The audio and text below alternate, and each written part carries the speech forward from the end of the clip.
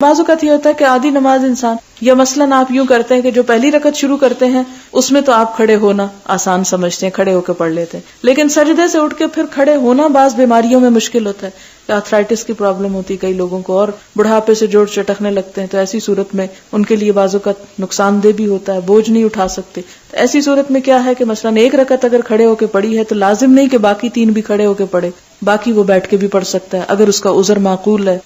یہ بھی ہو سکتا ہے کہ کوئی شخص اتنی ہمت رکھتا ہے کہ ایک کے بعد 2 دفعہ کھڑے ہو جائے مگر زیادہ نہیں کھڑا ہو سکتا، تو ایسی صورت میں 2 رکعتیں وہ کھڑے ہو کے پڑھ لے اور باقی بیٹھ کے پڑھ لے. یا اسی طرح اگر کوئی 2 بیٹھ کے پڑھ رہا تھا کہ اسے محسوس ہوا کہ اب میری درد ٹانگوں کی درست ہو گئی ہے، اب میں کھڑا ہو سکتا ہوں، تو اس میں کھڑا ہو جائے.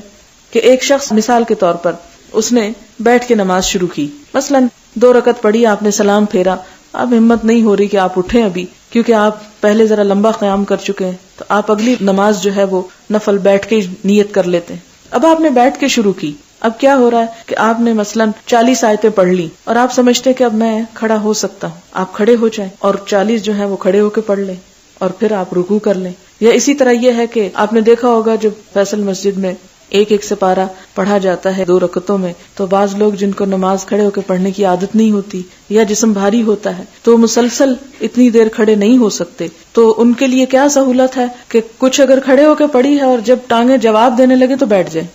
اور پھر وہ دیکھیں کہ اب امام جو ہے رکوع کے قریب جانے والا ہے تو پھر دوبارہ کھڑے ہو جائیں اور تھوڑی سی نماز پھر کھڑے ہو کے پڑھ کے رکوع کر لیں. تو اس بات کی اجازت ہے، اس کی سہولت ہے. یعنی ہمیں کتنی سہولتیں مل گئی. ہمارے ہاں یہ تھا ہر کام کھڑے ہو کے اور نماز بیٹھ کے.